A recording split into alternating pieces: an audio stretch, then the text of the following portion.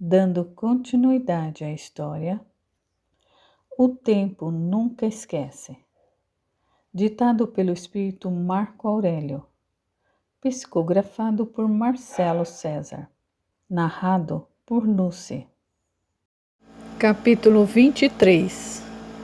Fazia 3 meses que Marcílio, sempre que podia, ia ao tal bar para ouvir e ver a cantora. Numa noite, porém, tomou coragem e, terminada a apresentação, foi conversar com ela. Apresentou-se. Dalila sorriu e estendeu a mão. Prazer. Obrigada por prestigiar a boa música nacional. Adoro o MPB, ele confidenciou, e sua voz é encantadora. Acredito que seja, ela sorriu. Eu sou boa fisionomista. Você tem vindo bastante aqui no bar. Ele corou. É verdade. Se quer saber, havia dias para tentar uma aproximação.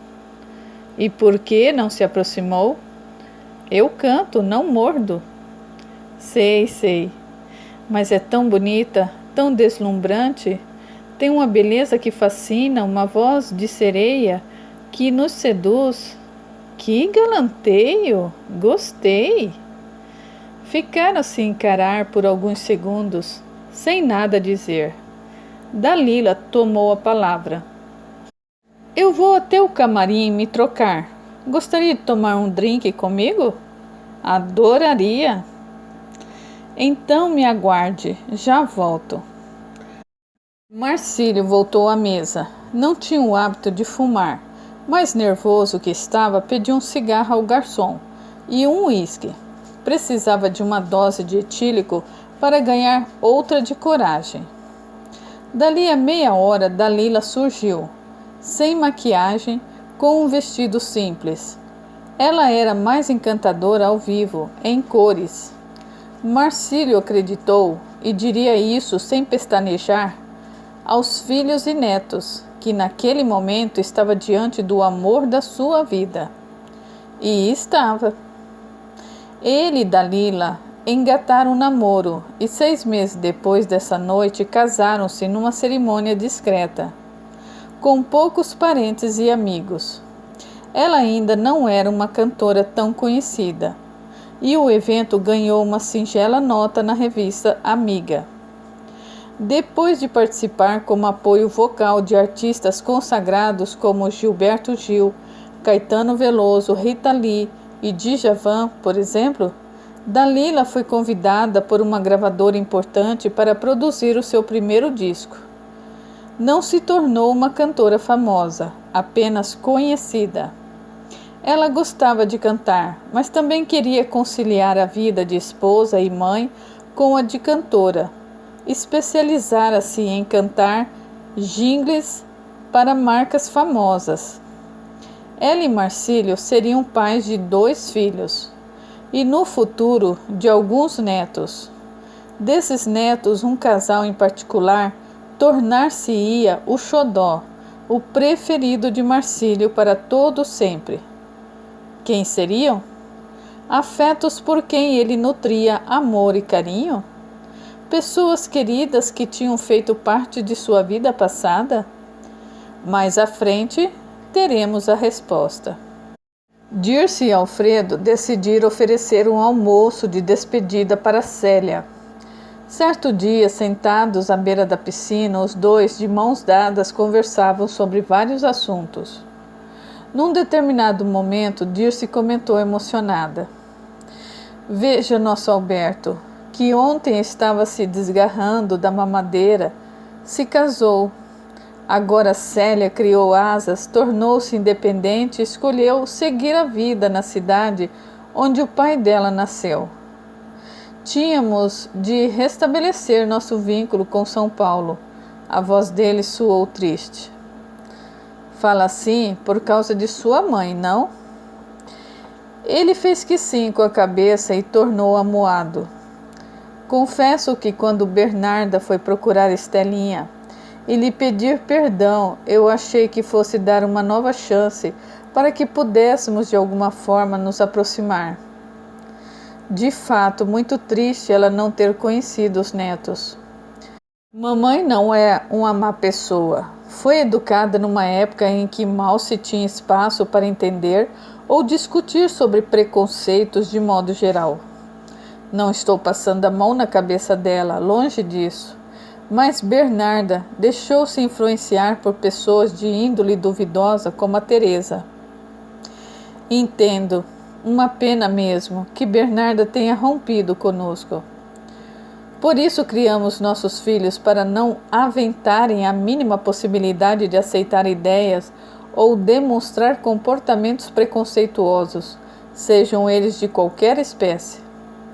Não me declaro espírita porque não frequento um centro, tampouco estudo os livros de Kardec. Mas eu acredito na eternidade da vida.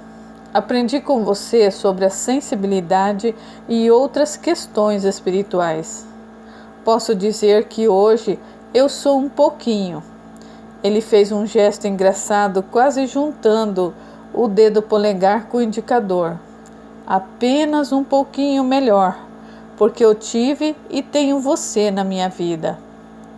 Alfredo emocionou-se e beijou delicadamente a mão de Dirce. Ela também se emocionou.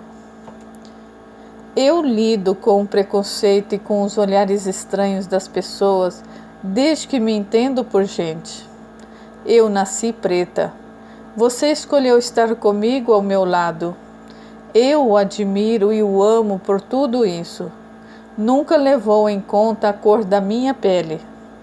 Porque não importa a cor da pele, mas o que há dentro dessa pele.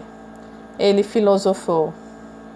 Uma sociedade harmônica não é a que reverencia pessoas de tez branca, mas pessoas com dignidade, caráter, ética, independentemente da cor da pele. E voltando à minha mãe, Alfredo refletiu. Não cheguei a comentar com você, mas a prima de um conhecido meu que está no Rio tinha amizade com a minha mãe. Eu soube por alto que Bernarda está doente e se recusa a receber visitas. Você gostaria de visitá-la? Pensei nisso. No entanto, quando Célia me disse que fora até a casa dela e não a encontrara, não sei. Eu tenho certeza de que Bernarda estava em casa e se recusou a recebê-la. Dirce teve a sensação de que Alfredo estava certo. Apertou delicadamente a mão dele e o incentivou. Ligue para a casa dela. Eu? Sim, a sua outra irmã morreu. Seu genro e seu sobrinho também. Não sei como ela se sente nos dias de hoje. Será que está se sentindo solitária e sem coragem de nos procurar? Farei isso mais tarde. Vou ligar. Continuaram a prosa e logo voltaram a falar dos filhos. Sorridente e orgulhoso, Alfredo alegou. Nicolau está indo muito bem no escritório. Logo eu e o Sérgio vamos deixar tudo nas mãos dele. Nosso filho é muito competente no que faz. Tem ideias inovadoras e elevou o nosso escritório de engenharia a um novo patamar. Parece-me que Cleonice está indo muito bem no curso de engenharia de alimentos. Só nos resta esperar o que será de nossa pequena Antonieta. Ele suspirou. Você tem um carinho diferente por Antonieta. Tenho. Alfredo concordou. Não que ela seja a minha preferida, mas temos afinidades. Isso não tenho como negar. Contudo, eu me preocupo com ela. Em que sentido?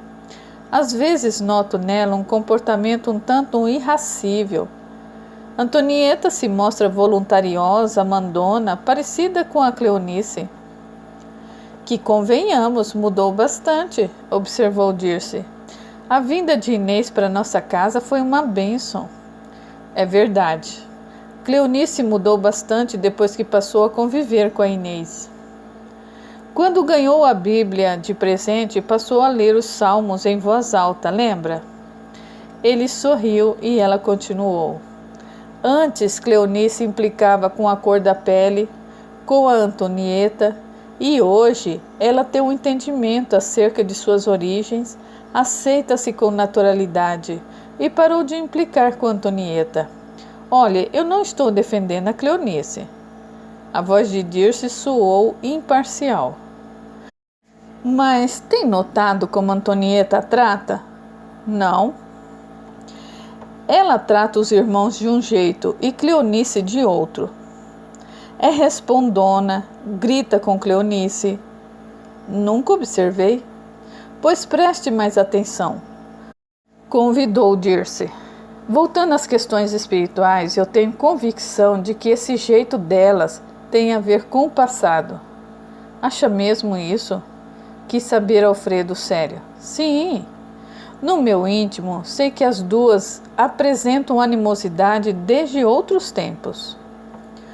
Outra encarnação, você quer dizer? Dirce assentiu, e ele prosseguiu. Rosana poderia ajudar?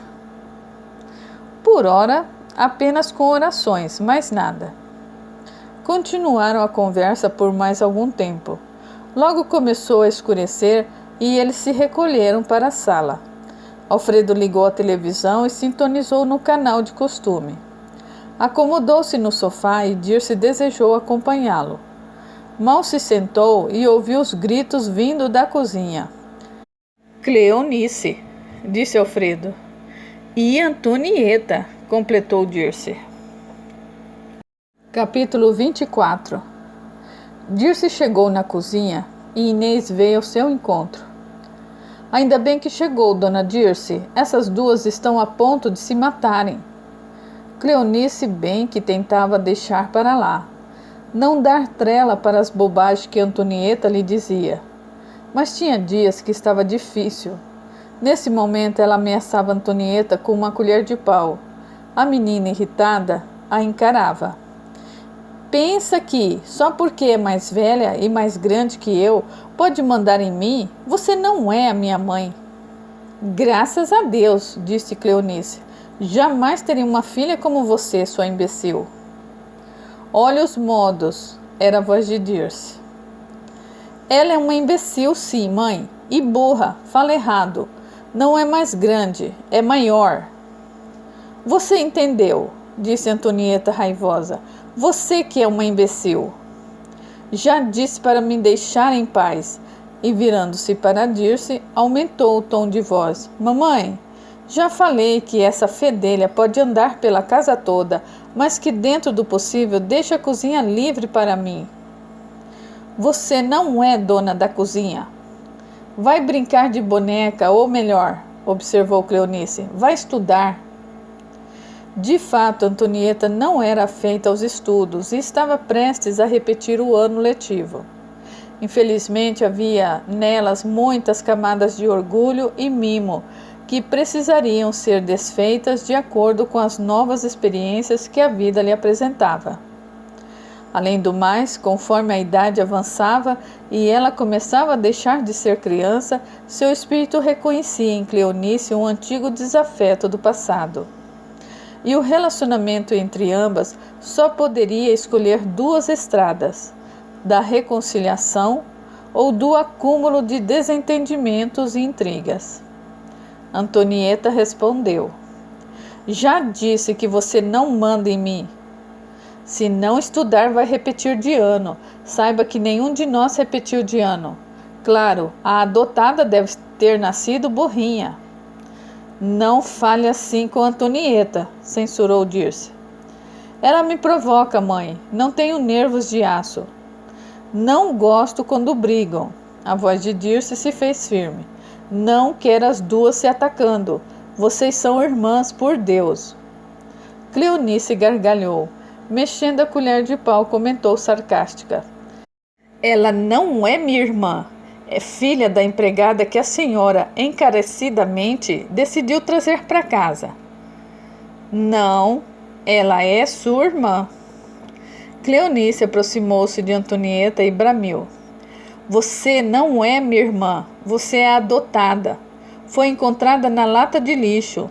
Riu novamente. Antonieta odiava quando diziam que ela fora encontrada na lata de lixo. Fungou nervosa, levou as mãos na cintura e disparou. Eu sou adotada e posso ter sido encontrada no lixo. Mas sou branca e você é preta. O silêncio se fez mortal. Cleonice jamais esperaria que Antonieta, ainda uma menina, lhe dirigisse a palavra em tom tão preconceituoso. Ela deu um passo para trás, sentiu-se a pior criatura do planeta. Dirce aproximou-se de Antonieta e a encarou sério. Por Deus, quem a ensinou a falar assim? Ninguém, respondeu Antonieta. Ela é preta, vai ter uma vida ruim. Eu sou sua mãe e sou preta. Por acaso a minha vida é ruim? É assim que você vê? Cleonice voltou para o fogão e foi difícil conter as lágrimas. Antonieta deu de ombros. Você é diferente. Você é minha mãe. É preta, mas é minha mãe. Cleonice é uma preta chata. Salvo um beliscão no braço ou um tapinha no bumbum, Dirce e Alfredo nunca foram de bater nos filhos. Acreditavam no diálogo, tanto que haviam matriculado Antonieta numa escola que seguia o método construtivista de Jean Piaget, educador que acreditava que a aprendizagem deve se dar em todos os ambientes frequentados pela criança, sendo intermediada e incentivada por educadores e familiares. Ela aproximou-se de Antonieta e meteu o dedo em riste diante do seu rosto. É ainda uma menina, mas aprendeu desde cedo a não ser uma pessoa preconceituosa. Sempre lhe ensinamos o respeito a todas as pessoas, independentemente da cor da pele e da classe social. O que deu em você? Nada. A partir de hoje, exijo que respeite a sua irmã e todas as pessoas que encontrar na sua vida. Está bem, ela bufou. Antes de sair da cozinha, porém, Antonieta sussurrou. Tchau, Zira. O quê? Cleonice enxugou as lágrimas e não podia acreditar no que havia escutado. Nada. Mãe, indignou-se Cleonice. Ela me chamou de Zira, a macaca do filme, o planeta dos macacos. Você disse isso, Antonieta? Ela riu baixinho e na soleira da porta confirmou. Sim. Dirce perdeu a cabeça, correu até a porta e deu um tapa na boca da Antonieta. Ambas se assustaram. Dirce jamais faria algo assim, mas também indignou-se. Nunca pensei que chegasse a bater num filho. O que acontece com você, Antonieta? Ela não respondeu. O tapa a assustara e ela abriu o berreiro. O choro alto chamou a atenção de Alfredo, que veio até a cozinha a passos largos. O que foi? Mamãe me bateu. Era a voz chorosa de Antonieta. Ele encarou Dirce e ela lhe contou toda a história. É verdade o que a sua mãe relatou, Antonieta? Ela não respondeu. Tinha muito respeito por Alfredo e sentiu vergonha. Ele insistiu na pergunta e ouviu um sim bem baixinho. Pois bem, a voz dele era firme. Já para o quarto, está de castigo, só saia de lá quando eu chamar. Ela sentiu e subiu para o quarto. Ele aproximou-se de Cleonice e quis saber. Você está bem, Cleonice? Como posso estar bem se dentro de casa sou alvo de preconceito e zombaria? Alfredo passou a mão nos ombros dela, transmitindo força e coragem. Não fique assim, minha filha. Antonieta ainda é criança. Ela o cortou. É uma criança mimada, respondona. Quando criança, posso ter agido como ela, mas Antonieta parece não ter limites. Quem vai botar um freio nessa garota? Cleonice desabafou. Alfredo não soube responder. Tomou Dirce pela mão e foram para a sala. Era imperioso que trocassem ideias para mais tarde terem sensibilidade no trato com Antonieta e com Cleonice. Inês, que presenciara toda a cena, aproximou-se de Cleonice. Não fique chateada. Ela é apenas uma garota. Ela não gosta de mim, Inês. E você não gosta dela. Não sei explicar. Sei que sou explosiva e não sou tão simpática. Se quer saber, quando passei a ler as Escrituras, tive a chance de encarar os meus defeitos. Não sou uma má pessoa, contudo eu preciso confessar que Antonieta me tira do sério. Vamos orar? Orar? Depois de tudo o que ela me disse? Chamou-me de Zira. Se ela me trata assim agora, como vai me tratar quando for adulta? Inês quedou pensativa e em seguida tornou. Desligue o fogo. Por quê? Deixe o fogão por hora. Vamos à edícula para orar. Não sei rezar direito. Não importa. Venha. Vamos acender uma vela para o seu anjo da guarda. Meu anjo da guarda? Sim, é uma espécie de protetor invisível. Como os anjos da Bíblia? Isso mesmo. Quanto mais você se sintonizar com ele, mais fácil será lidar com as adversidades da vida. Jura? Inês assentiu. Gostava muito de Cleonice. Queria que ela, de certa forma, pudesse restabelecer a paz interior e aprender a conviver com as diferenças. Foram até a edícula, onde Inês montara um pequeno oratório. Nele havia uma linda escultura de Nossa Senhora e ao lado dela uma estátua representando São José. Essas imagens representam os pais de Jesus.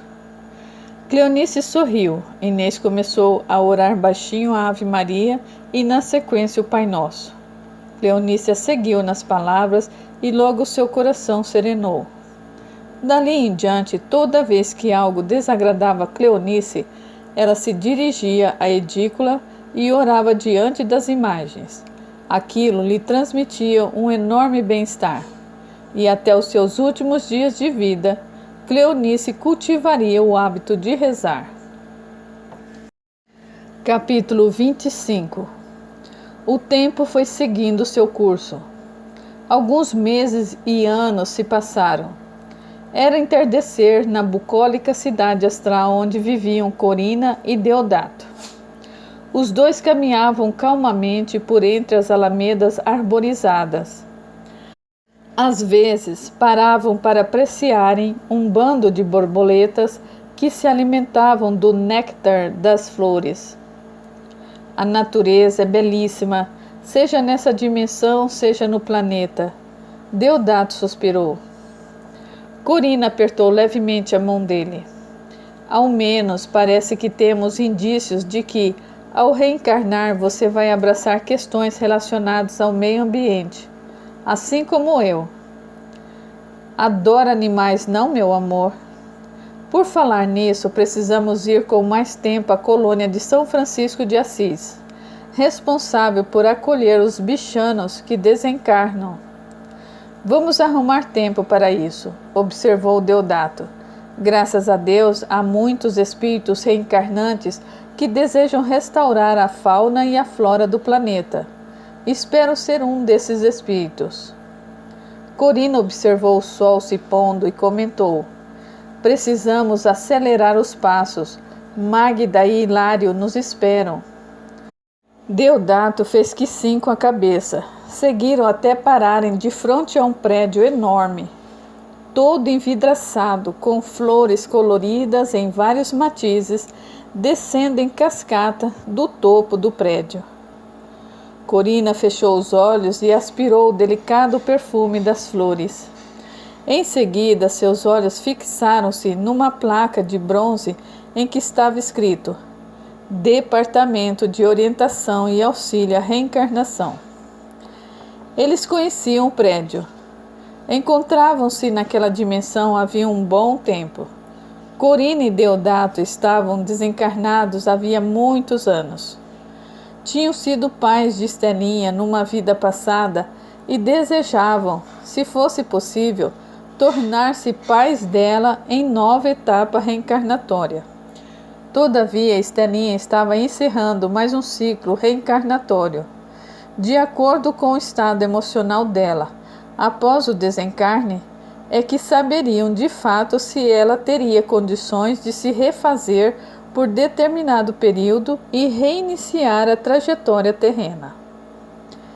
Ao chegarem à sala da reunião, encontraram Magda. Hilário virá em poucos instantes. Era a voz doce de Magda. Eles se cumprimentaram e ela considerou. Antes de mais nada, gostaria de parabenizá-los pela maneira amorosa com que conduziram o reencarne de Rami. Está bem crescidinho e se dando muito bem com Raja.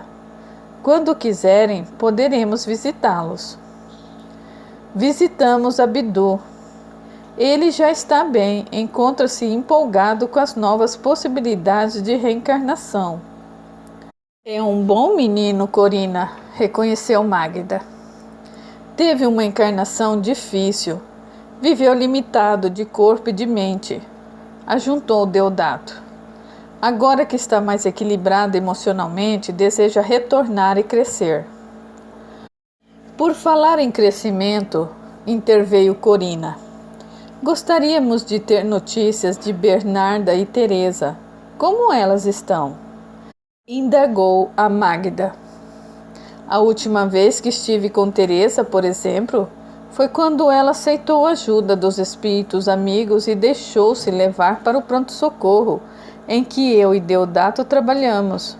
Depois ela foi encaminhada para outro setor. Pois é, comentou Magda. Ela e Bernarda estão naquela fase de colocarem as animosidades em pratos limpos, como se estivessem lavando a roupa suja. No entanto, vou visitá-las. Vamos lhes propor uma nova reencarnação. Que ótimo, porque elas sempre se deram bem, admitiu Corina. Interessante perceber que as duas se desestabilizam quando Eurico está por perto.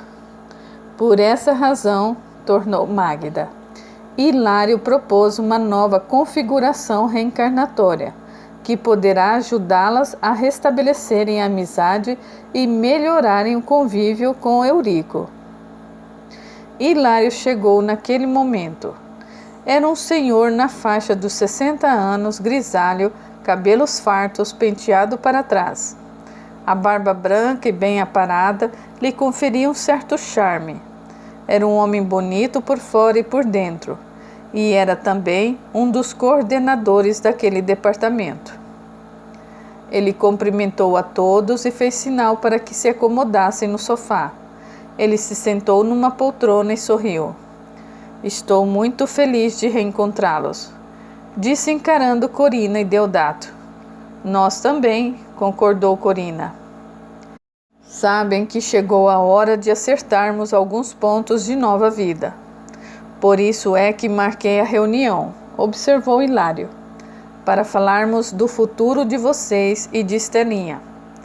Ela não tardará em retornar ao nosso convívio. Corina sorriu emocionada. Ficamos tão felizes quando isso acontece. É tão interessante quando um ente querido está prestes a desencarnar. Nós aqui no astral ficamos felizes. Não vemos a hora de ele aqui chegar. Ao mesmo tempo, completou Deodato, quando esse mesmo ente querido desencarna no planeta, os que o amam se sentem tristes e abatidos. O luto funciona como ferramenta que ajuda os espíritos reencarnantes a refletir sobre muitos valores, dentre eles a perda, o vazio, a melancolia. Sabemos disso, Hilário. Era a voz de Corina. É muito importante que as pessoas aproveitem o luto para darem um novo significado ao que realmente lhes importa na vida. No atual estágio em que o planeta se encontra, as pessoas estão evitando, fugindo do luto. Assim que alguém na família morre, mal organizam o velório, o enterro ou a cremação, querem que tudo seja rápido. Não querem encarar a morte de uma pessoa amada e não desejam entender ou aceitar que a vida continua e que, portanto, aquele desencarne é algo temporário e que faz parte da vida na Terra, completou Magda. Assim que a gravidez é confirmada, o espírito reencarnante já sabe, de forma inconsciente, que pode desencarnar a qualquer momento, mesmo antes de nascer. Caso a gravidez prevaleça, nascemos sem saber de muita coisa, visto que um dos objetivos da reencarnação é apagar o máximo das experiências pretéritas, a fim de que o espírito possa ter mais liberdade para fazer suas escolhas. Além do mais, era a voz de Corina. Ao nascer, o espírito reencarnante já corre contra o relógio, visto que a sua permanência no planeta terá um tempo de duração, ou seja, cedo ou tarde, de acordo com os propósitos do espírito, todos vão morrer dentro de um determinado espaço de tempo. Atualmente, por exemplo, os encarnados mal chegam aos 100 anos de idade. Daí é que, mais uma vez, era Magda. É muito importante que os encarnados aprendam a lidar com o luto e com o que dele advém, como a saudade, a tristeza, arrependimento e uma série de sentimentos que só ele é capaz de nos provocar. E, infelizmente, Magda prosseguiu. Como sabem, já que a acompanham desde que reencarnou, Estelinha não conseguiu por hora perdoar a si e a Décio por conta do que passaram. Ela tem ido ao centro espírita e tem feito o evangelho no lar, observou Deodato. Embora tivesse ideia de que o perdão lhe fosse algo difícil de ser elaborado, ela tem apresentado mais serenidade. Sem dúvida, concordou Hilário. Mas ela remói os acontecimentos tristes.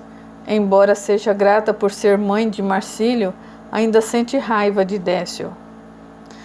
Isso quer dizer, iniciou Corina, que ela está desenvolvendo uma doença que vai ser responsável pelo seu desencarne, revelou Hilário.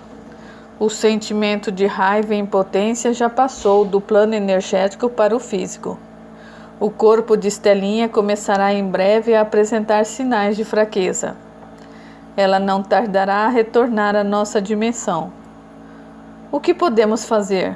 Quis saber Corina. Nada, ele respondeu. É lição de Estelinha. O espírito precisa passar por essa dolorosa experiência a fim de compreender outros aspectos relacionados à eternidade da vida. Foi por isso que o chamei. Está na hora de começarmos a vislumbrar o retorno de vocês dois. Isso me alegra, Corina estava animada. A mim também, emendou Deodato. Antes de mais nada, ponderou Magda, é bom saber que você, Corina, não vai poder ajudar no desencarne de Estelinha. Por quê? Contatamos os pais que vão recebê-los como filhos, ajuntou Hilário. Diante das possibilidades que nos foram apresentadas, você renascerá em breve. Um pouco mais à frente será a vez de Deodato. Foi a vez de Deodato perguntar o porquê. Magda, sorridente, comentou. Ainda estamos em negociação com seus futuros pais. Eu sabia disso, confessou Deodato. Fui visitá-los. Magda fez que sim com a cabeça e tornou. Tudo leva a crer que você e Corina, de acordo com os verdadeiros laços de amor que os une, voltarão a se encontrar e viver uma nova experiência amorosa. Corina voltou os olhos para Deodato. Estavam marejados. Eles sorriram e Magda prosseguiu. Eu continuarei por aqui. Hilário me convidou e aceitei ser a mentora dos dois. Adoraríamos ser guiados por você, disse Corina, visivelmente tocada. Sem dúvida, concordou Deodato. Nesse primeiro momento, portanto, gostaria do aval de vocês para darmos prosseguimento aos preparativos, pediu Hilário. Mas é claro, exclamou Corina. Deodato concordou com a cabeça e Hilário deu sequência. Vamos marcar uma nova reunião com seus pais, Corina. O tempo urge. Corina e Deodato vibraram de felicidade. A partir desse dia, ambos passariam a se encontrar mais a miúde com os futuros pais e mães e juntos traçaram os planos para a próxima etapa evolutiva. Corina reencarnaria em breve e Deodato mais à frente. Magda estava feliz. Tinha um carinho especial por ambos e se sentira honrada com o convite de Hilário para ser a mentora espiritual, cargo que exigiria dela paciência, compreensão e muito, muito amor. Naquele fim de tarde, o casal comovido, mas em júbilo, agradeceu aos céus por mais uma oportunidade reencarnatória. Capítulo 26. O aniversário de 15 anos de Antonieta seria dali a um dia. Célia, obviamente, já com a confecção estabelecida e crescendo à larga, decidira-se a desenhar e confeccionar o vestido da irmã. Por 2 vezes, viajara de São Paulo ao Rio para fazer no corpo da irmã debutante os ajustes e as provas do vestido. Cleonice, por sua vez, nesses últimos anos, graduara-se em engenharia de alimentos e fora contratada por uma renomada fábrica de chocolates. Era responsável pelo controle de qualidade dos produtos. Influenciada positivamente por Inês, cedera no orgulho e iria se responsabilizar pelos docinhos servidos no final da festa. Os demais preparativos, como salão, buffet, DJ, decoração e lista de convidados, estavam a cargo de Dirce e Angelina, que prontificou-se a ajudar no que fosse preciso. Importante salientar que Angelina, embora idosa, sentia-se bem e era bastante ativa. Claro que nem sempre se comportara dessa forma. Quando o coração de Felisberto decidiu parar de bater, ela sentiu que o chão havia sumido sob seus pés. Embora espírita desde a adolescência, época em que perdera os pais num acidente, Angelina precisava encarar algo difícil para um encarnado lidar: o luto. Tratava-se de tema delicado, mas que merece atenção. De certa forma, é necessário observar na pessoa enlutada os estágios de luto como a negação e isolamento, raiva, barganha, depressão e, por último, a aceitação. Entender e aceitar passar por esse processo é de suma importância, visto que assim que alcança o degrau da aceitação, a pessoa entende que superar a morte não é esquecer-se de quem partiu. Ao contrário, ao atingir esse último estágio, é o momento em que a saudade de fato se instala, e a pessoa que perdeu alguém se sente em paz e tem condições de prosseguir em sua jornada evolutiva. Após a morte do marido, Angelina passou uma longa temporada no sítio em Vassouras. Depois de elaborado luto, retornou ao Rio e continuou morando no mesmo apartamento em companhia de Sérgio e Estelinha, que ultimamente não andava bem de saúde. Enquanto ajudava na lista de itens que necessitavam ainda de atenção, comentou com Dirce: "Não sinto Estelinha bem. Outra noite acordei com ela resmungando. Fui ao quarto e ela estava dormindo, mas era como se estivesse brigando, discutindo. Acho que tem a ver com a questão do perdão. Ela sente dificuldades de perdoar o Décio." Como andam as sessões de terapia? Interessou-se Dirce em saber. Depois que Jorge, o psicanalista dela, mudou-se para o exterior, ela nunca mais acertou um bom profissional. Sempre arruma desculpa para desistir e não mais ir às sessões.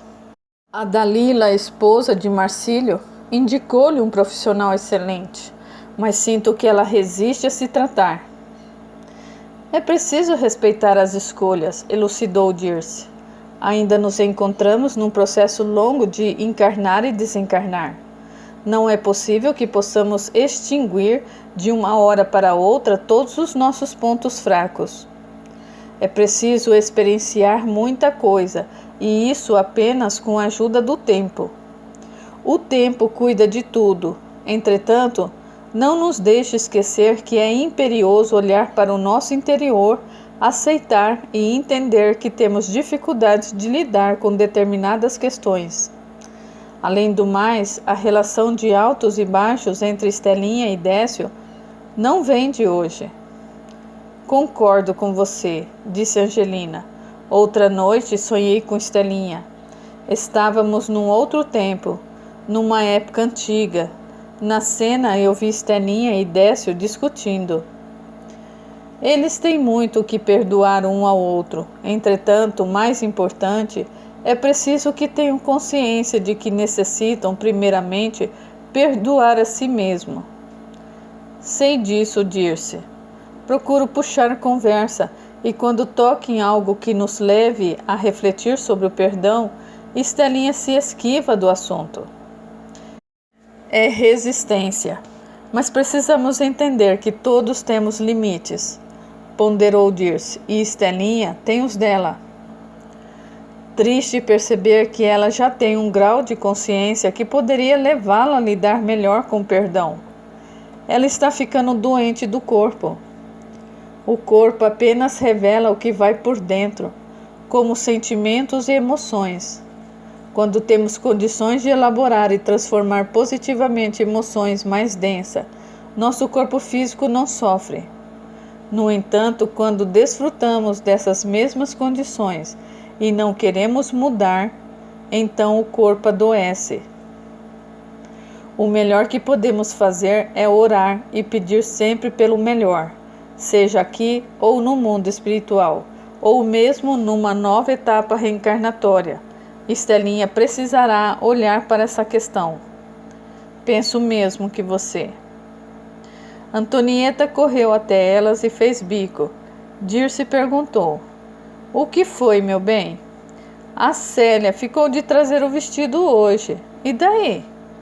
Era hoje de manhã, já são 2 horas da tarde. É comum haver atrasos nos voos, ponderou Angelina. Sua irmã não mora no Rio, esqueceu-se? Claro que não. Ela respondeu com certa irritabilidade na voz. Dirce a repreendeu. Olha o jeito como fala, mocinha. Angelina está aqui nos ajudando de livre e espontânea vontade. Quer que você tenha uma festa bonita. Eu sei, mas você, apontou para Angelina, não é muito velha para ajudar?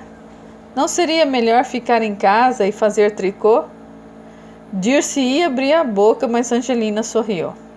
Sou velha de corpo e adoro tricô. Contudo, tenha em mente que um dia você também vai envelhecer. Não temos como escapar disso, caso a vida nos permita viver durante muitos anos. Ocorre, mocinha, que aqui, fez um gesto apontando para a cabeça. Eu tenho 18 anos, talvez até 15 anos que você vai completar. Jovem? Sei. Não consigo imaginar você jovem. Angelina riu com a rabugice da menina. Não tem importância, mas eu estou em vantagem, sabia? Não, por quê? Quis saber Antonieta. Porque eu já tive 15 anos e posso imaginar como se sente. Você não tem a minha idade e não tem ideia de como é ser uma pessoa madura. Antonieta ia replicar, mas viu Célia atravessando o jardim, carregando o vestido no cabide. Ela correu até ela. Até que enfim, eu estava aflita. Célia riu-se. Aflita com o quê? Seu vestido está prontíssimo. Não temos ajustes a fazer, a não ser que tenha engordado. Eu, engordado? Corri tanto nesses últimos dias que devo ter emagrecido, isso sim. Fique sossegada, porque você vai ficar linda nesse vestido.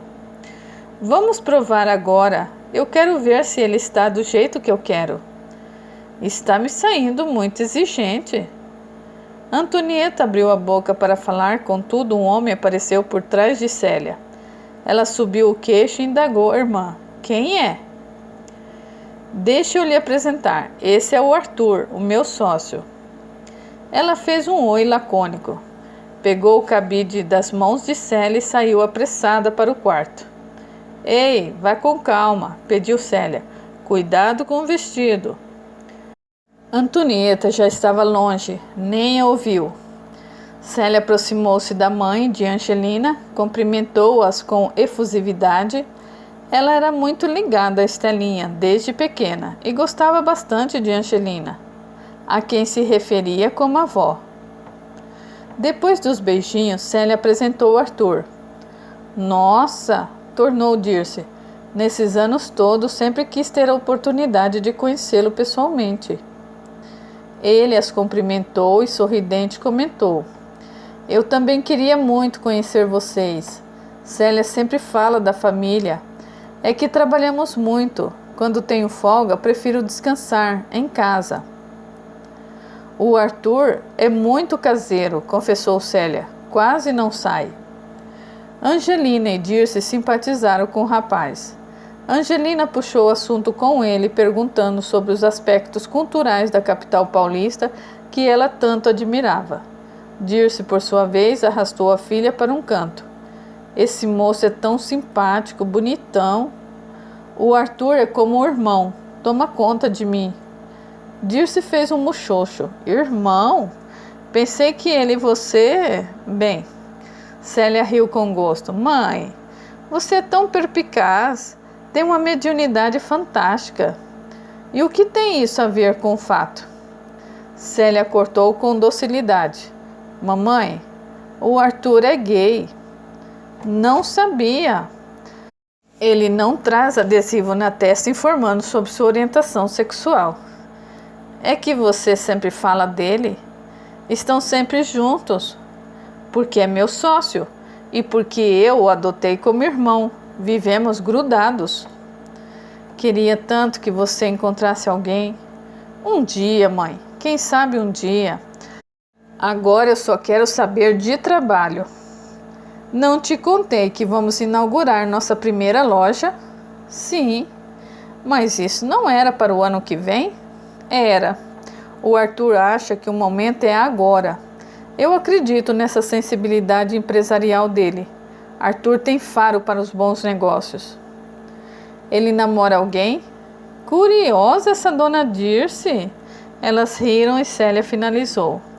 Nunca namorou sério, se assim posso afirmar. Arthur precisa encontrar alguém que seja parecido com ele, ou seja, que não seja tanto de sair e que adore ficar em casa. Continuaram a conversa, discorreram sobre vários assuntos. Ao saber que Estelinha não andava bem de saúde, Célia preocupou-se. Nessa correria de trabalho, mal tenho ligado para ela, vou visitá-la. Pois faça isso, meu bem, concordou Dirce. Estelinha está amuadinha. Já nos disse que não vai à festa de sua irmã. Ela é madrinha da Antonieta. Pois é. E o tio Sérgio? Anda tristinho e meio esquecidinho das coisas. Ainda bem que os dois têm Angelina. A tia tem ido ao centro para tomar passe? A Rosana tem ido até a casa dela, iniciar um tratamento de cromoterapia. Enfim, todos estamos fazendo o possível para ajudar Estelinha a melhorar. Célia, com a sua sensibilidade apurada, sentiu que o estado de Estelinha era grave. Os olhos marejaram. Amo tanto a minha tia. Pena saber que ela esteja tão ruinzinha de saúde. Na verdade, ela até melhorou um pouquinho, comentou Dirce. O nascimento da filha do Marcílio a deixou contente. Trouxe-lhe um sopro de ânimo e Dalila está grávida de novo. Mesmo? Que boa notícia! É, esse menino vai ser muito talentoso. Angelina aproximou-se delas com Arthur a tiracolo. Ouviu o fim da conversa e disse de forma engraçada: sua mãe sempre acerta o sexo dos bebês. Esqueci esse detalhe, Célia riu. Estou encantada com esse moço. Angelina já estava de braços dados com Arthur. E eu estou fascinado com essa mulher. Já me contou cada história. Adoraria ter vivido nos anos 20, 30. Os quatro continuaram a conversa. Mais tarde, Dirce conduziu Arthur até o quarto de hóspede. Célia resolveu dar carona a Angelina e visitar a sua tão querida tia Estelinha. Capítulo 27. Célia abraçou a tia com amor e saudades. Muitas saudades. Acomodadas na sala, Célia quis saber: "Você tinha de trabalhar comigo, tia. Nunca pensou em voltar a viver em São Paulo?" Estelinha sentiu um arrepio percorrer-lhe o corpo. Recordou-se da mãe, da vida reclusa e, obviamente, do abuso sofrido por Décio. Encarou a sobrinha com tristeza e considerou: "Não fui feliz em São Paulo. A minha vida se transformou e modificou positivamente no Rio. Daqui não tem intenção de sair, ainda mais agora que seu tio apresenta quadro de esquecimento." "Como ele está?" "Realizamos alguns exames", interveio Angelina.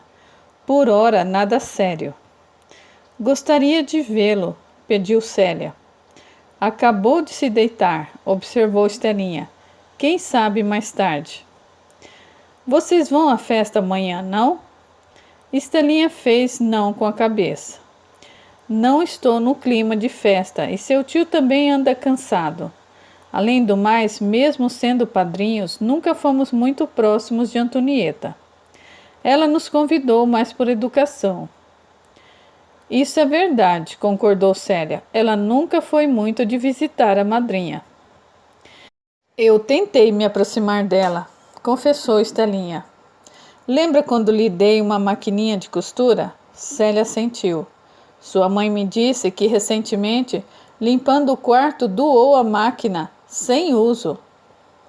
"Antonieta sempre teve um jeito muito mandão", considerou Célia. Angelina foi à cozinha preparar um café enquanto a tia e sobrinha papeavam. Célia passou suas mãos sobre as de Estelinha e sentiu um aperto no peito. "Tia, eu estou preocupada com a sua saúde." "Está tudo bem. Aposto que Angelina está falando demais." "Não, eu mesma me impressionei ao vê-la. Está magrinha, o semblante triste. Pensei que a chegada da netinha pudesse lhe restaurar a alegria e o gosto de viver." Estelinha esboçou um leve sorriso. "Eu me apaixonei por Corina, minha netinha amada. E Rosana está grávida de novo. Outro dia, ao telefone, Dirce me confidenciou que ela está esperando o menino. Tomara que seja como Marcílio, um encanto de filho. Nunca pude reclamar dele." "Ele tem um coração bem grande", comentou Célia. "Imagine quanto me ajudou, além de auxiliar os primos. Ajudou na reforma que expandiu o centro espírita da Rosana, pagou o curso para o Nicolau, comprou um belo apartamento para Cleonice com vista para a lagoa, abriu uma poupança para Antonieta, na qual ela só poderá mexer quando completar 30 anos. Essa menina anda muito petulante. Às vezes me lembra minha falecida irmã, que também se chamava Antonieta." "Sua irmã era assim, tia?" "Era, cresceu rodeada de mimos. Minha mãe fazia tudo o que ela queria. Nós não nos dávamos muito bem. Depois que ela ficou noiva e eu engravidei, nosso relacionamento nunca mais foi o mesmo. Anos depois de sua morte, sonhei com ela." "É mesmo?" "Sim, ela me dizia que estava tudo bem, que ela aprendera bastante e que não guardava mágoas." "Isso não é bom?" "Não sei", disse Estelinha sincera. "Cheguei a acreditar que Antonieta fosse a reencarnação de minha irmã. Hoje eu tenho minhas dúvidas." Antonieta era tranquila. Cleonice implicava muito com ela. Mas conforme os anos foram passando, o jogo de ataques inverteu-se. É Antonieta que, quando aparece uma brecha, pega no pé de Cleonice. "As duas parecem gato e rato", Estelinha disse num sorriso franco. "Voltando à senhora, tia." Célia estava preocupada. "Está muito abatida. O que os médicos dizem?" "Nada demais." Angelina chegava à sala carregando uma bandeja com xícaras e petiscos. Ajeitou a bandeja na mesinha e disse: "Tudo demais. Estelinha precisa se alimentar melhor, sair, caminhar." Faço cromoterapia, ela resmungou. De que adianta? Está muito parada, constatou Angelina. Não quer me ajudar a criar roupas, tia? Propôs Célia. Estou muito velha para isso. A idade não é fator limitante, protestou Angelina. Veja eu, por exemplo. Fiquei viúva, sofri, me isolei no sítio, chorei muito, dei a volta por cima, sou ativa. Sinto-me uma mulher útil. Fiz as pazes com a minha rabugice. Está na hora de fazer as pazes com a sua, Estelinha. Pode ser, foi a resposta lacônica. Ela sabia que Angelina iria persistir na conversa. Por esse motivo, perguntou a Célia. Você veio sozinha? Foi Angelina quem disse. Não, ela trouxe o sócio a tiracolo. Um pão, como diria no meu tempo. É mesmo? Houve um leve interesse por parte de Estelinha. É, tia. O Arthur é um gato. E um ótimo amigo. Somos tão ligados que nossa amizade é como a de dois irmãos que se dão muito bem. Além do mais, ele é gay. Podia apresentar ele a seu irmão, sugeriu Angelina. Nicolau? Indagou Célia surpresa. E por que não? Considerou Estelinha. Eu conheço você e seu irmão desde que nasceram. Sempre achei que Nicolau era um menino diferente dos demais. Mas tia, ele namora a... Esqueci o nome dela. Yara, lembrou Angelina. Com a Yara. Isso, eles são felizes, observou Célia. Verdade, concordou Estelinha. Vieram aqui me visitar há alguns dias. Parecem dois amiguinhos, não têm nada em comum. Eu mal a conheço, disse Célia. Nos últimos tempos a gente só se vê no Natal. Bom, eu não quero dar uma de cupido. Mas apresente Arthur para Nicolau. Questão de intuição. Célia bebericou o café e comentou. Estou estupefata com as suas observações. É a vida, revelou Estelinha. O tempo passa, amadurecemos. E não perdoamos, alfinetou Angelina. Estelinha fuzilou com os olhos. Angelina meneou a cabeça para os lados, riu e indagou a Célia. E quanto a você, meu bem? Célia enrubesceu. Estelinha encarou e comentou. Você nunca nos apresentou um namorado. Trabalho demais. Não tenho tempo para namorar, justificou Célia. Sei. Estelinha fez uma voz engraçada enquanto mirava nos olhos. Célia sentiu os olhos de Estelinha penetrar-lhe a alma. Gostava tanto dela e de Angelina que resolveu mudar de assunto. Desde pequena, eu sempre cumprimentava o Jacinto na portaria. O porteiro que lá está é jovem. Aconteceu alguma coisa com Jacinto? Foi Angelina quem respondeu. Ele se aposentou. E Marcílio, que por ele tinha muita estima, comprou-lhe uma casinha próximo dos filhos dele, em Belford Roxo. Mais uma vez, Marcílio fazendo o bem de forma indiscriminada.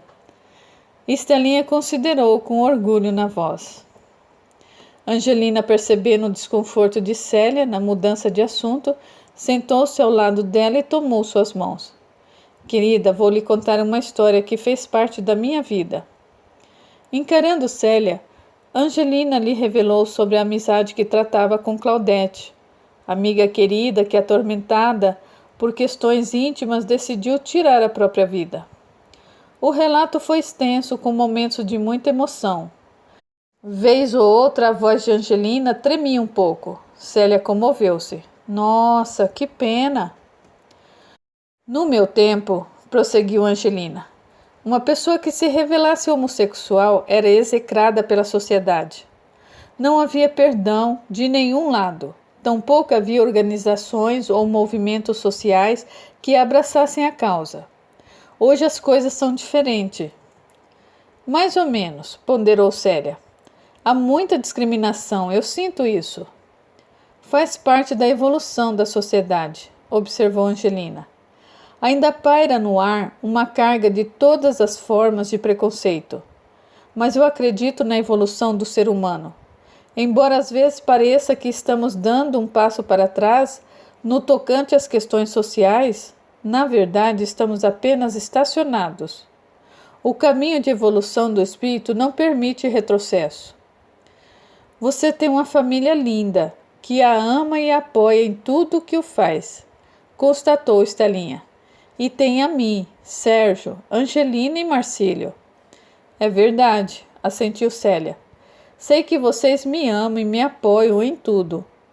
Ela enrubesceu levemente e na sequência arriscou dizer: eu não tenho namorado, mas se tivesse tempo arrumaria uma namorada.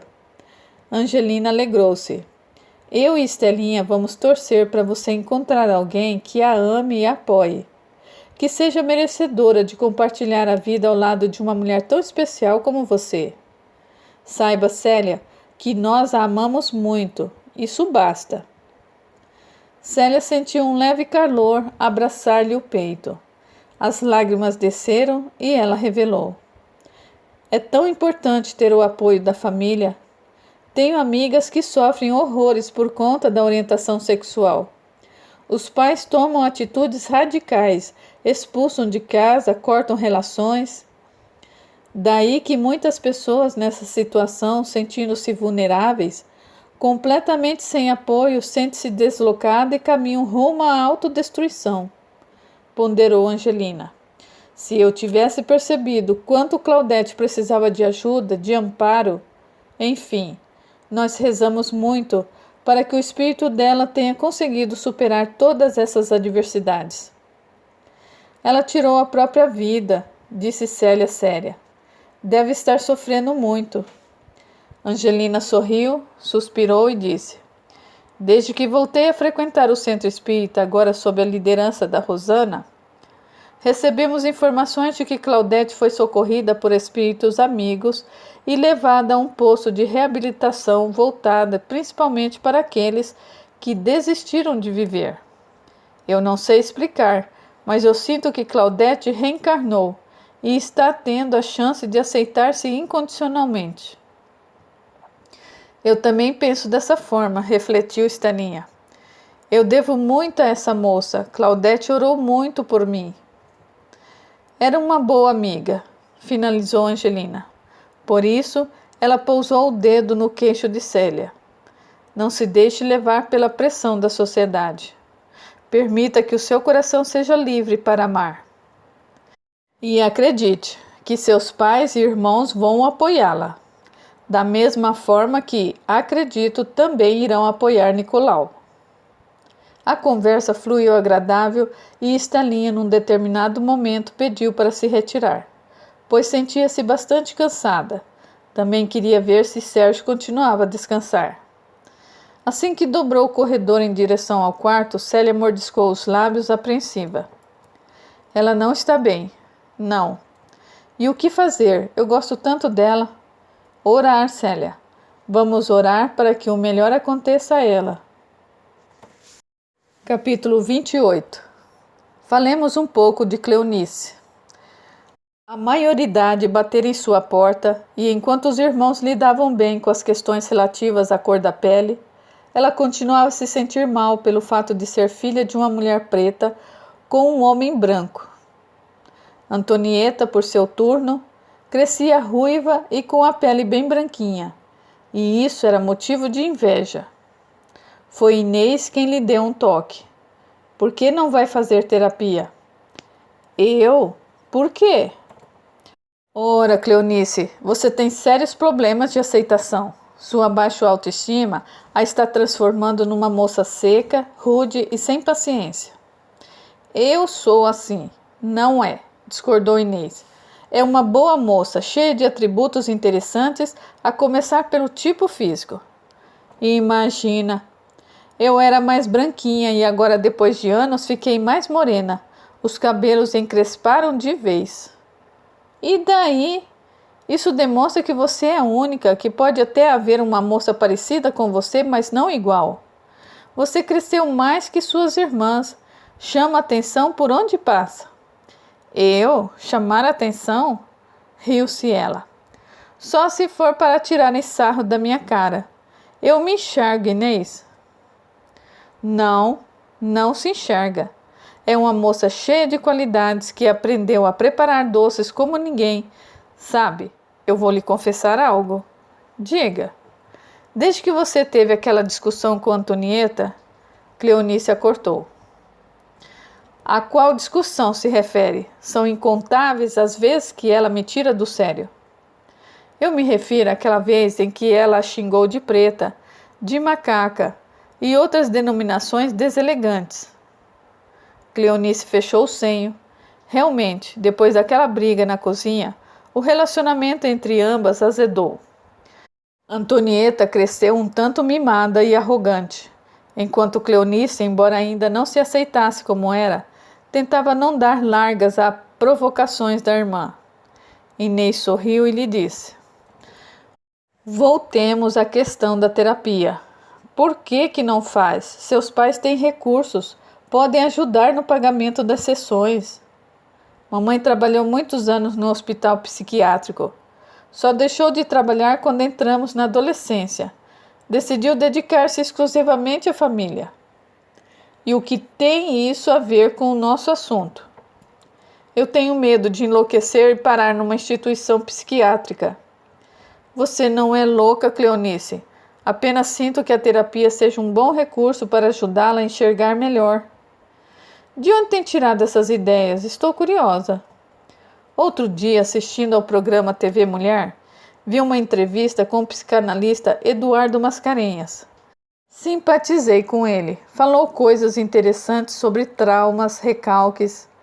Por que não procura um profissional para auxiliá-la nesse processo de autodescoberta, autoaceitação e cura das feridas emocionais? Inês estava sendo inspirada por um espírito amigo. Nem se dava conta de que estivesse com essa ligação espiritual. Cleonice comoveu-se com um jeito carinhoso com que ela lhe transmitia as palavras. Sem perceber, abraçou Inês, que retribuiu com um abraço mais apertado ainda. Eu não sei o que seria da minha vida sem você, confidenciou Cleonice. Eu é que agradeço por tê-la conhecido. Sabe que é como uma filha para mim. Poderá sempre contar comigo. As duas abraçaram-se novamente e dali a um tempo, Cleonice consultou-se com um psicanalista. As sessões semanais a ajudavam a lidar melhor com as suas angústias e queixumes. Aos poucos foi se soltando, não dando mais importância às provocações de Antonieta. Passado um tempo, decidiu estudar engenharia de alimentos. Foi contratada por uma empregada estrangeira, cuja sede ficava na Suíça. Cleonice conheceu Celso no trabalho e por ele se apaixonou.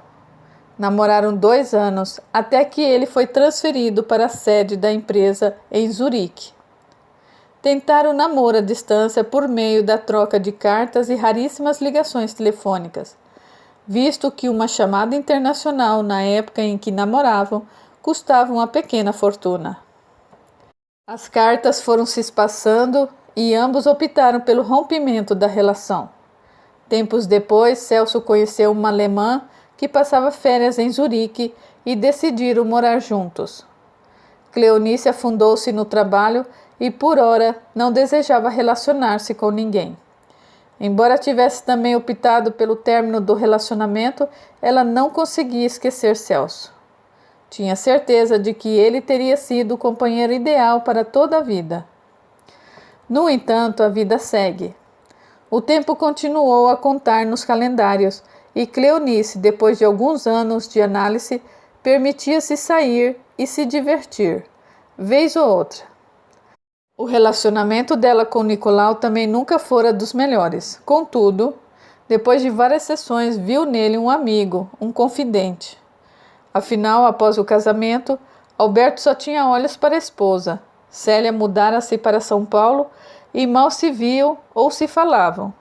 Antonieta era adolescente e, além do mais, apesar das sessões de terapia, o relacionamento entre ambas ainda não se transformara num mar de rosas. Sobrara, portanto, o convívio com Nicolau.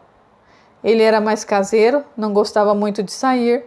A namorada dele, Yara, era fã de cinema e, como Nicolau preferia ficar em casa e alugar filmes de aventura e ficção científica, Yara sempre convidava Cleonice para irem juntas a uma sessão. Depois de uma franca conversa com Inês, independentemente da maneira fria como se relacionava com a irmã caçula, Cleonice concordou em oferecer os doces no aniversário de 15 anos de Antonieta. E o dia da festa chegou, e novamente a vida de Cleonice mudaria. Aguarde, a história continua.